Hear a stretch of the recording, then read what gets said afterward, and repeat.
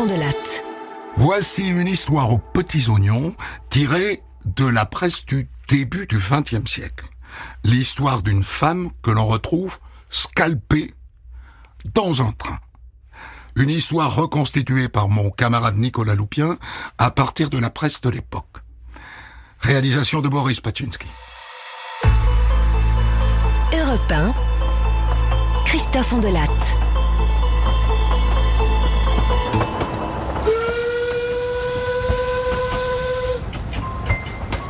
Le 15 décembre 1909, à 6h20 précis, le train numéro 826 en provenance de Montargis entre dans la gare de Lyon, à Paris. Dans la brume légère de ce matin d'hiver, les voyageurs emmitouflés dans leurs manteaux descendent un par un. Et un agent de service, M. Monod, se lance dans sa ronde habituelle le long des wagons. C'est la règle. Il doit vérifier que tout est en ordre. Et quand il arrive à la hauteur du wagon de première classe, numéro 12076, quelque chose attire son attention.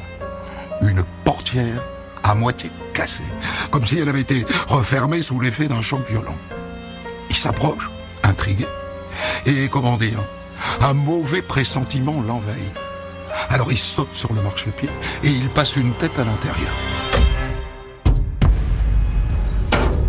Bon Dieu de bon Dieu! Qu'est-ce qui s'est passé ici?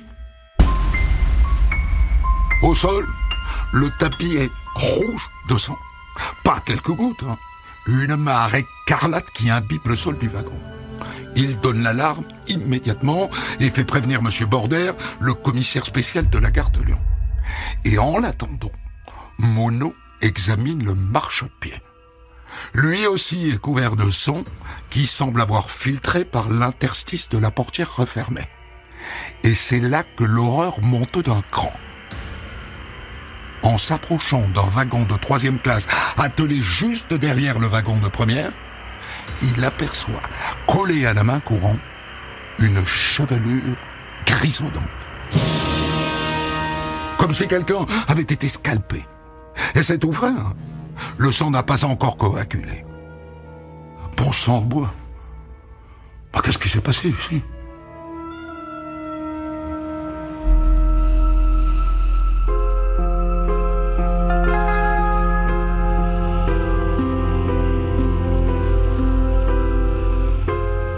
Le commissaire Border arrive sur les lieux, accompagné de son adjoint.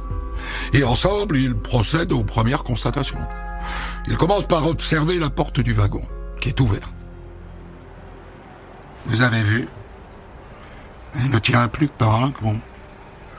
Je pense qu'elle a dû s'ouvrir en cours de route et être refermée par un train qui passait en sens inverse.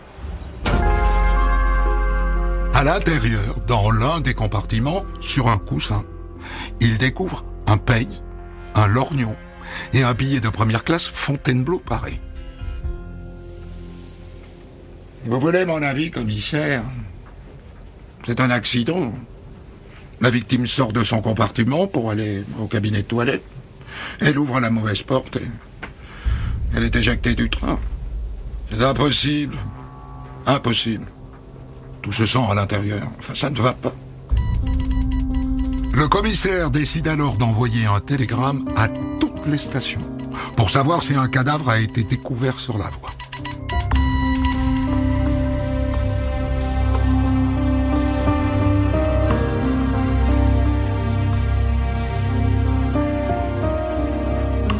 C'est à ce moment-là que le cocher d'une voiture de maître se présente inquiet. Bonjour, messieurs. Vous êtes de la police de la gare, c'est cela? Oui, monsieur. En quoi pouvons-nous vous aider? Ma maîtresse devait arriver de Fontainebleau par ce train. Je la vois pas. Quelle est la couleur des cheveux de votre maîtresse? Gris. Est-ce qu'elle utilise un lorgnon? Oui. Pourquoi est-ce que vous me dites ça? Venez, monsieur. Je vais vous montrer quelque chose.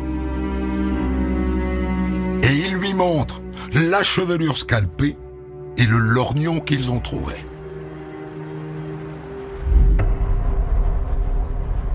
Mais c'est à elle? C'est à Madame Gouin, elle porte toujours ce lorgnon. Et là, laissez-moi vous présenter la dame, parce que ça n'est pas n'importe qui, hein. Madame Gouin, née Saint-Ger, 69 ans, est la veuve d'un grand industriel et ancien régent de la Banque de France, par ailleurs officier de la Légion d'honneur. Autrement dit, c'est une femme de la haute société parisienne. D'ailleurs, elle habite une demeure princière aux 4 avenue Velasquez. On y va ? Le commissaire, quand il arrive, tombe sur la bonne. Madame était partie rendre visite à une amie qui est souffrante à Fontainebleau. Et elle devait rentrer par le train de 6h40. Elle avait des problèmes de santé. Oui. Elle souffre parfois d'hémorragie violente et d'étourdissement. Hémorragie utérine. Dans la tête des policiers, un scénario se dessine immédiatement qui confirme leur idée initiale.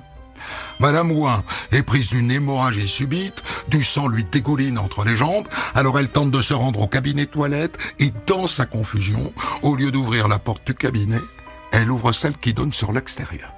À ce moment-là, un train venant en sens inverse l'arrache de son compartiment et après l'avoir scalpée, la précipite sur la voie.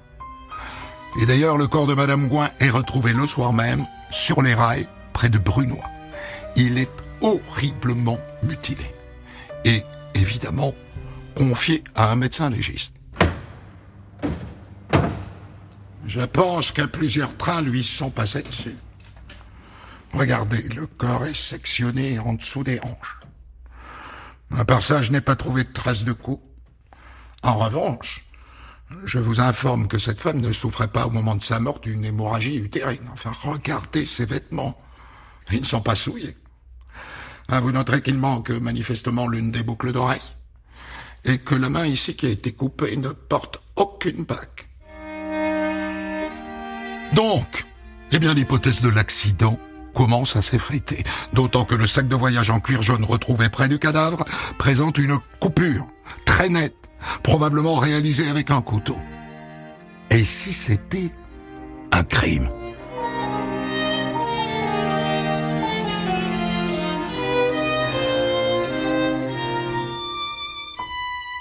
Trois jours plus tard, Alphonse Bertillon, célèbre directeur de l'identité judiciaire, et un deuxième médecin légiste sont réquisitionnés pour examiner le wagon. Et un détail les frappe d'entrée. Sur la plaque chauffante du wagon, dans une tache de sang coagulée, ils trouvent des cheveux blancs et des poils de fourrure.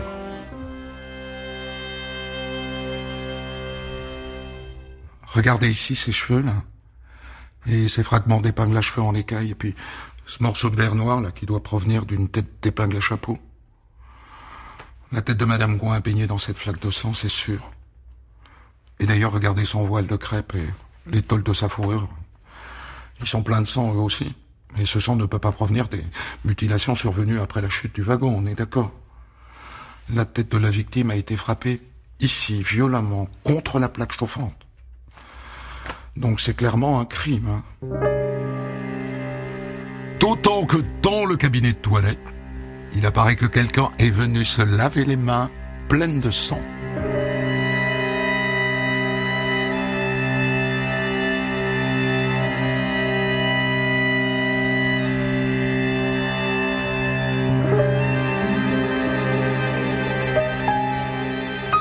Il se confirme qu'on a volé des bijoux à Madame Gouin. Une bague en platine avec un brillant navette de 4 carats, une autre bague en platine avec une perle, une petite gourmette et un médaillon en or. Valeur totale, environ 20 000 francs.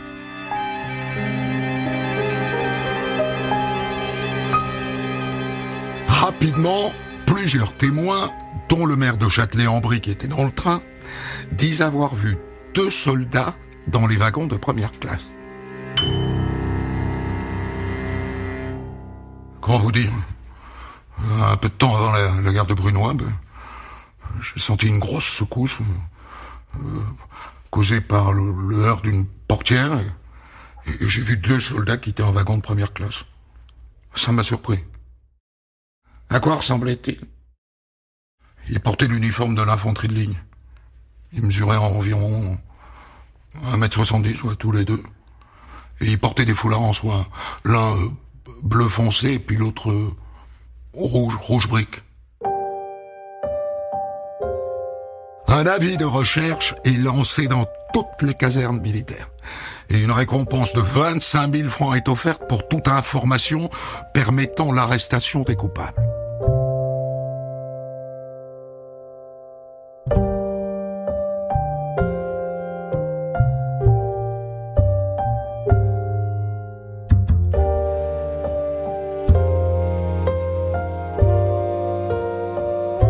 Un mois après le crime, le 3 janvier 1910, le fils aîné de la victime, Édouard Gouin, demande à voir la juge d'instruction.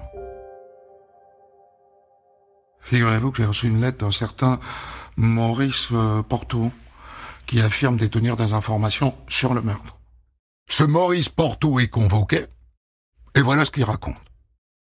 Figurez-vous que le jour où la dame est morte, sur le quai de la gare de Melun, j'ai aperçu 4 militaires, dont l'un est un ancien camarade.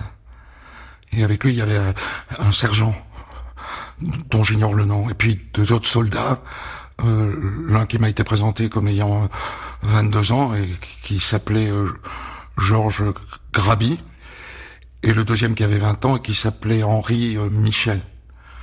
Alors d'après ce que j'ai compris, ils ont tous les deux très mauvaise réputation, et alors, contrairement aux autres, ces deux-là, ils sont montés dans les wagons de première classe avant le départ du train. Ça m'a surpris. Graby est arrêté chez son père à Paris et Henri Michel dans sa caserne à Melun. Et tous les deux avouent le crime. On est monté dans le train pour tenter un coup, quoi. Et dans l'un des compartiments, il y avait une femme seule qui semblait riche. Alors on est rentré, on a baissé le rideau, et on l'a jeté au sol sur l'appareil de chauffage, et puis on l'a roué de coups avec les pieds, et après j'ai arraché ses bagues, j'ai découpé son sac de voyage, mais dedans il y avait qu'un porte-monnaie avec 5 francs. Et puis ensuite on a jeté le corps sur la voie, et à ce moment-là la portière a heurté la pile d'empreintes de fer, et voilà, c'est ça qui l'a scalpé.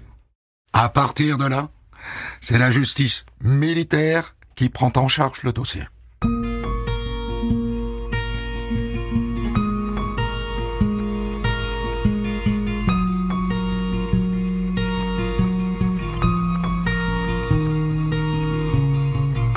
Le procès devant le 2e conseiller militaire débute le 23 mai 1910. Et après 1h15 de délibération, le verdict tombe. Georges Graby est condamné à la peine de mort et à la dégradation militaire. Et Henri Michel écope de 20 ans de travaux forcés. Mais Graby est finalement gracié par le président de la République. Et donc, il rejoint son copain Michel au bagne de Guyane. Et ni l'un ni l'autre n'en reviendront jamais.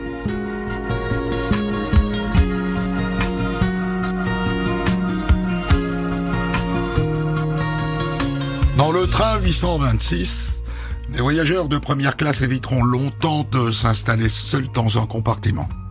Et on raconte que le fils aîné de Madame Gouin, Édouard, a refusé tout le reste de sa vie de prendre le train. Il a toujours préféré la voiture.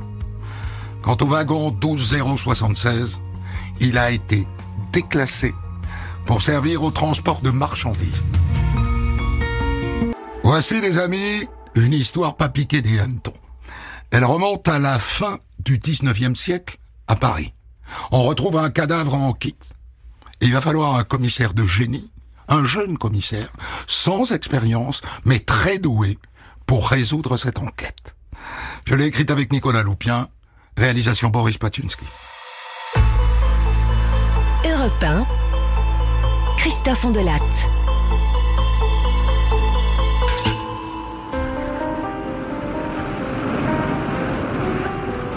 Cette histoire débute par un matin glacial de décembre 1868 à Paris. Le 17 décembre précisément. Je m'en souviens, hein. C'est la date de mon anniversaire. Je vous rassure, en 1868, je n'étais pas né. Allez, c'est parti.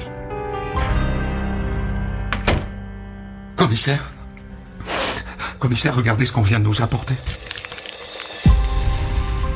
Regardez, commissaire, regardez. Santé, surtout. Burk. Il s'agit d'un morceau de chair humaine d'environ 15 cm. Et vu l'odeur, la barbaque a dû flotter dans le fleuve un bout de temps. Au moins 3 semaines. Et là où ça se corse, c'est que la même scène se joue au même moment dans plusieurs commissariats parisiens. Notre-Dame, Saint-Germain-l'Auxerrois, les Invalides. Et à chaque fois, un bout de cadavre puant, à peu près de la même taille, une quinzaine de centimètres. Certains ont été repêchés dans la Seine et d'autres dans le canal Saint-Martin.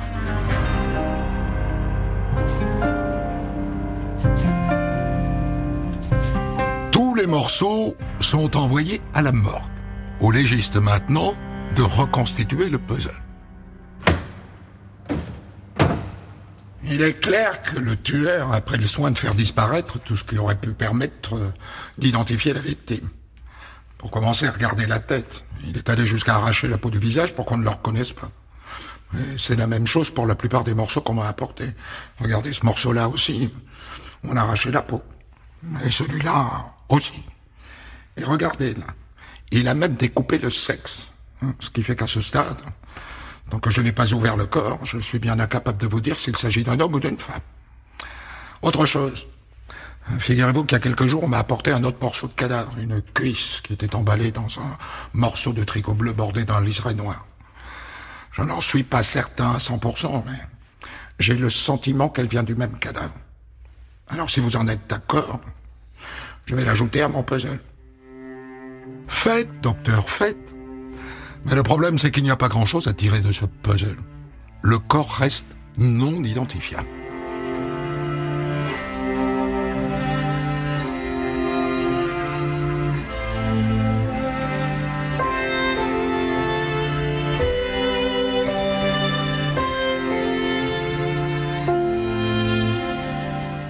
Six semaines plus tard, le commissaire Gustave Massé, en charge du quartier de l'Odéon, voit débarquer dans son bureau un sergent de ville qui a une drôle d'histoire à lui raconter.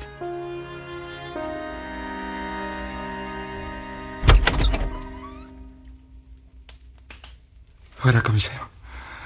J'étais rue Princesse, quand un type, un certain Lampion, qui est marchand de bouillon dans le coin, m'a arrêté pour me dire qu'il venait de pêcher une jambe humaine dans son puits. Oups! Pourvu qu'il ne fasse pas de bouillon avec l'eau du puits. Le commissaire Massé se rend immédiatement sur place et il interroge le fameux Lampion qui lui raconte sa drôle d'histoire.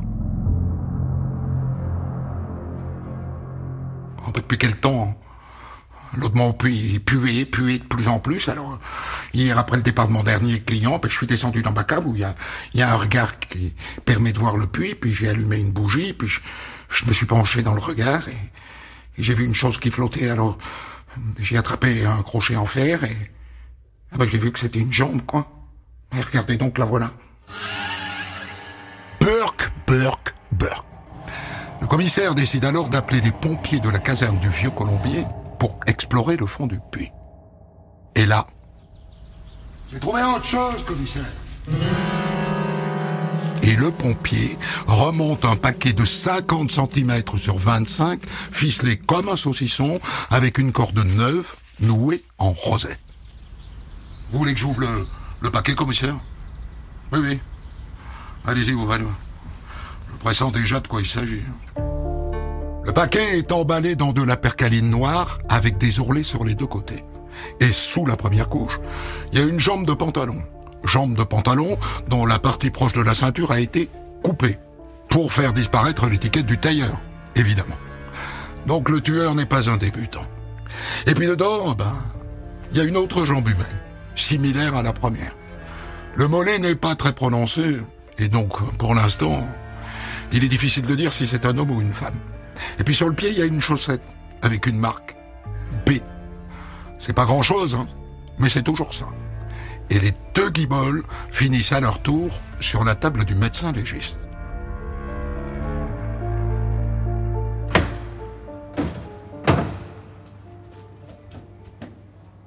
D'abord, première chose, les deux gens proviennent de la même personne, c'est absolument certain. Et elles sont à rapprocher des autres morceaux, notamment la cuisse qui a été trouvée près du pont Saint-Père, et le fémur ramassé dans l'égout de la rue Jacob. Et je suis désormais en mesure de vous dire d'abord que c'est un homme, et par ailleurs qu'il s'agit d'une personne âgée. Entendu. On avance. Autre chose, docteur? Oui. Il paraît clair que celui qui a procédé à la découpe du cadavre est un expert. Il a indubitablement une main très exercée. C'est-à-dire que vous voulez dire qu'il pourrait s'agir d'un médecin ou d'un chirurgien? Possiblement, mais plus possiblement d'un boucher ou d'un charcutier. Enfin, regardez, les coupures sont très nettes. Elles ont été faites avec un couperet juste après la mort. Autant vous dire que cette histoire de cadavre en kit passionne les journaux. À commencer par le Figaro et le Petit Journal. Avec une lourde conséquence pour l'enquête. Le commissaire Massé se met à recevoir tout un tas de lettres. Un certain Monsieur Z, par exemple, de Boulogne-sur-Mer, qui se présente comme un adepte du spiritisme. Tu vas pas le croire. Tu sais ce qu'il nous réclame, le gars? Il veut venir à Paris pour toucher un morceau du cadavre. Il prétend que ça va lui permettre de communiquer avec un esprit supérieur et de résoudre l'affaire. Non mais on aura tout vu.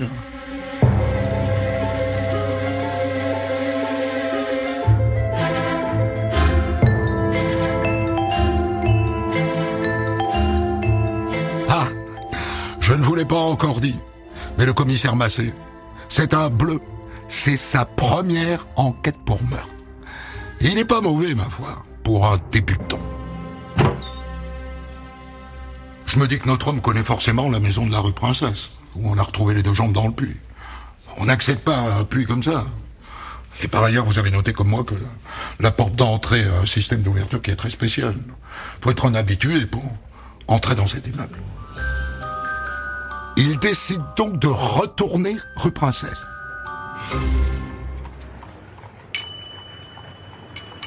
Bonjour madame. C'est la police, commissaire Massé. Vous pouvez m'ouvrir? J'ai 2 ou 3 questions à vous poser. La gardienne lui ouvre, et le commissaire a eu bien raison de venir la voir. Il a du nez, hein, pour un débutant. Ma question, madame, sera simple et directe. La présence de 2 jambes dans le puits de l'immeuble me laisse penser que l'assassin connaît forcément l'immeuble, d'où ma question. Y a-t-il quelqu'un qui habite cet immeuble et qui serait louche, si vous voyez ce que je veux dire? Louche? Parmi les occupants actuels, non. Il n'y a personne de louche. Mais il y a quelques semaines, il y avait une fille qui habitait ici, qui n'était pas, comment dire, très respectable. Et pourquoi donc, madame, n'était-elle pas respectable? Disons que c'était une fille de mauvaise vie, si vous voyez ce que je veux dire. Et comment s'appelle-t-elle, cette fille de mauvaise vie? Mathilde. Mathilde Gaupe. Mais c'est son amant qui était le plus louche. D'ailleurs, début janvier, ils se sont disputés, et c'est pour ça qu'elle est partie. Donc, il faut retrouver Dardar, cet amant, qui exerce, paraît-il, le métier de tailleur. Le commissaire commence par se lancer à la recherche de la michetonneuse, qui se prénomme donc Mathilde, mais qui, entre-temps, a changé de nom. Désormais, elle se fait appeler Dard, D-A-R-D, et elle chante dans les cabarets. Et sans barguigner, eh bien, elle lui livre le nom de son amant tailleur. Ah, mais il s'appelle Voirbeau. Pierre Voirbeau. V-O-I-R-B-O-T. Que pouvez-vous me dire sur lui, madame? Oh, ben disons que c'est un bon vivant, hein. Pas très travailleur, et amateur de jupons, bien qu'il se soit récemment marié. Et vous savez où je peux le trouver? Non, je ne sais pas. Vous pourriez peut-être aller voir son soi-disant meilleur ami, Désiré Bodas. Il habite rue Dauphine, au 59, je crois. Peut-être qu'il pourra vous dire où il est. Le commissaire Massé se rend sur le champ au 59 rue Dauphine. Et il découvre que Désiré Bodas a disparu depuis 1 mois.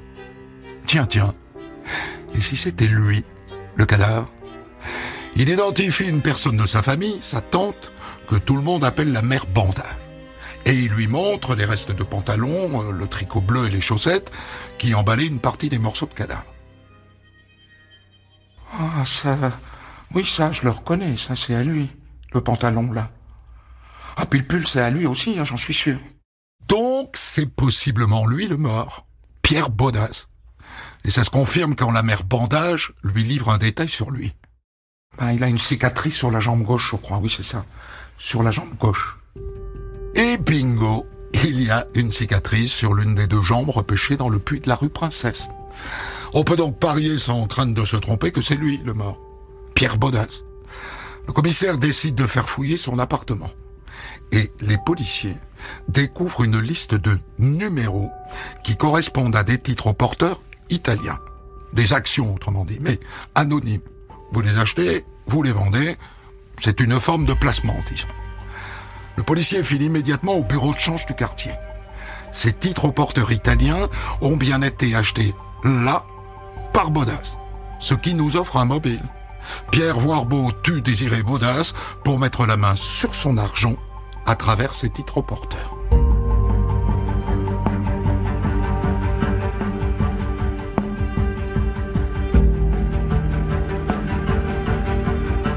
Dans la foulée de sa découverte, le commissaire Massé retourne chez Pierre Voirbeau, rue Dauphine, et il tombe sur sa femme de ménage.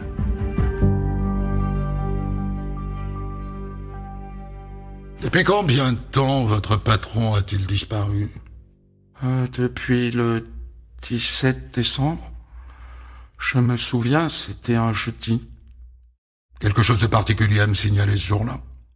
Ah, ça oui.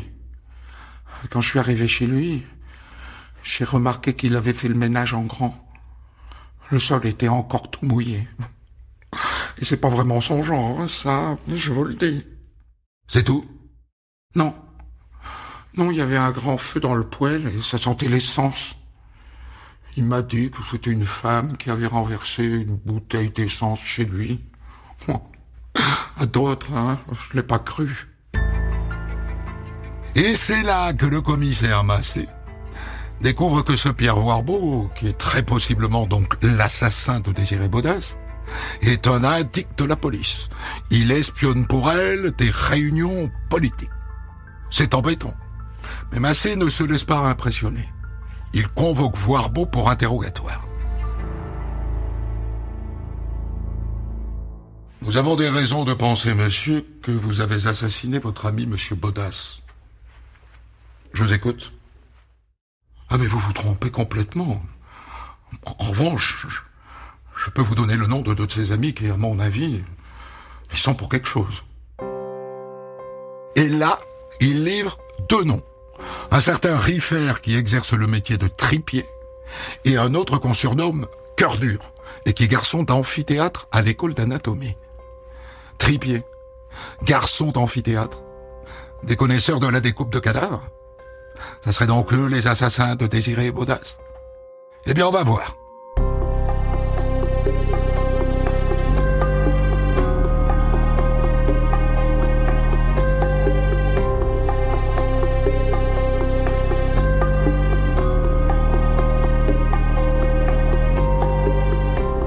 Bon, maintenant il faut les retrouver, ces 2-là, les soi-disant amis de Désiré Bodas. Riffer est arrêté complètement bourré dans un cabaret. Qu'est-ce que vous me voulez, vous? On veut vous interroger dans le cadre d'une enquête pour assassinat, monsieur Riffer. Ah bon? Vous pensez que j'ai tué quelqu'un, alors? Et qui c'est que j'ai tué? Allez, suivez-moi, monsieur. Je vous expliquerai ça au commissariat. Dans la foulée, le voilà donc au commissariat, toujours saoul comme un cochon. Donc, monsieur Riffer, nous avons de bonnes raisons de penser que vous avez assassiné monsieur Désiré Bodas, qui était, je crois, l'un de vos amis. Je vous écoute. Qu'avez-vous à dire à cela? Ah bah que c'est vrai. C'est-à-dire? Ah ben, c'est vrai que j'ai tué Désiré. D'accord. Et de quelle manière? Oh, ben ça... je me souviens plus trop. Alors pourquoi vous l'avez tué? Pourquoi? Oh, ben ça... je m'en souviens plus trop non plus. Donc, il vient d'avouer le meurtre sans problème, mais pour les détails, il va falloir se brosser. Mais je vous le rappelle, c'est la première enquête pour meurtre du jeune commissaire Massé. Il ne va pas lâcher l'affaire comme ça. Vous buvez toujours au point d'être ivre-mort, monsieur Riffer? Ah non, normalement, je bois pas trop, mais là, j'ai vu mon copain Voirbeau et... c'est lui, il m'a saoulé la gueule. C'est Voirbeau qui vous fait boire? Ah ben ça oui. Il m'avait régalé, hein. Et c'est lui, il m'a dit, si on te demande qui a tué Bodas, ah ben t'as qu'à dire que c'est toi. Eh ben j'ai fait comme il a dit. Tiens. Voirbeau a saoulé la gueule de ce brave type pour qu'il encaisse un crime que possiblement il a commis lui-même. Et c'est en train de se retourner contre lui, puisque cet homme l'accuse. Sauf que juste après, Riffer, qui est en garde à vue et qui donc ne peut plus picoler, fait une crise de délirium très basse. C'est classique chez les grands alcooliques quand le sevrage est trop brutal. Ça commence par des angoisses, et puis une confusion totale, et puis le type se met à transpirer comme un bœuf, et en général il plonge dans la dépression. C'est ce que subit Riffer depuis qu'il est en garde à vue. Mais pour lui ça va encore plus loin, puisqu'il meurt des suites de sa crise de délirium tremens.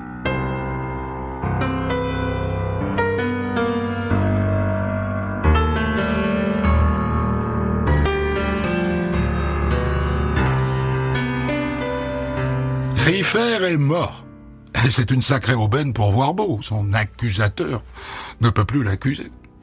Et pourtant, le 27 février, un peu plus de 2 mois après la découverte des morceaux de corps éparpillés dans la Seine, Voirbeau est arrêté et placé en garde à vue.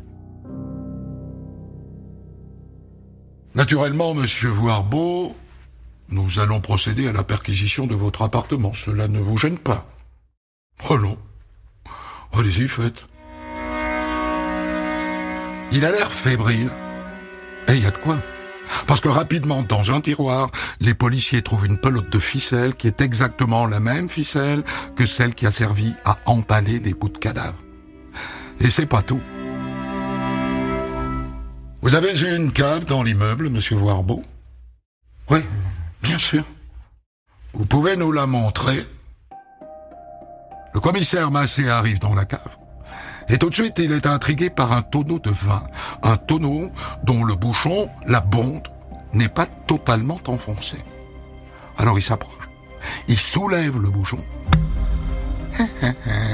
C'est quoi cet étui métallique qui pendouille au bout d'un fil accroché au bouchon? Le commissaire ouvre l'étui. Et il en sort des titres au porteur italiens. Des titres dont les numéros correspondent à ceux de Bodas. Vous êtes cuit, monsieur Voirbeau. Vous êtes cuit.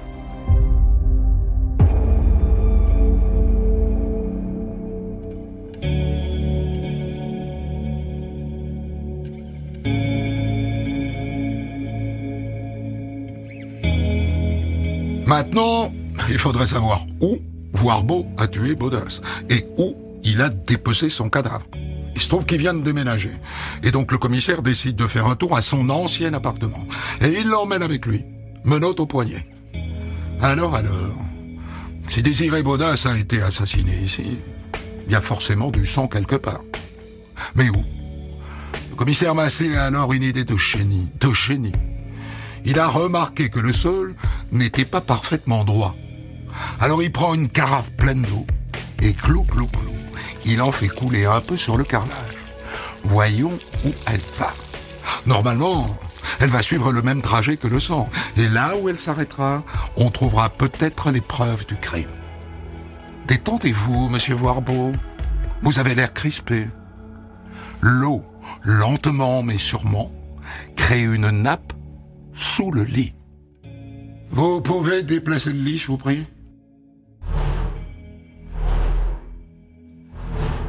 Voilà. Et maintenant, vous pourriez enlever, je sais pas, une dizaine de carreaux. Très bien. Bingo! Sous le carrelage, il y a du sang séché. Et là, d'un coup, Voirbo s'effondre. Inutile d'aller plus loin, commissaire. Je suis coupable. Je suis coupable et je vous dirai tout, mais... Pas ici, emmenez-moi vite. J'étouffe ici. Et voilà comment, de retour au commissariat, il avoue tout. Il a invité son copain à prendre le thé. Après l'avoir frappé avec un fer à repasser, il lui a tranché la gorge avec un rasoir. Et ensuite, il a dépecé le corps et jeté les morceaux un peu partout dans Paris. Nous n'avons pas retrouvé la tête de monsieur Voirbo, monsieur. C'est bien normal. Je l'ai lesté de plomb avant de l'acheter à la Seine. Il est passé aux aveux, mais il ne sera pas jugé. Parce que 3 mois après le meurtre, le 4 mars 1868, il se suicide en prison, en se tranchant la gorge avec une lame de rasoir. Une lame qu'il avait cachée dans un morceau de pain.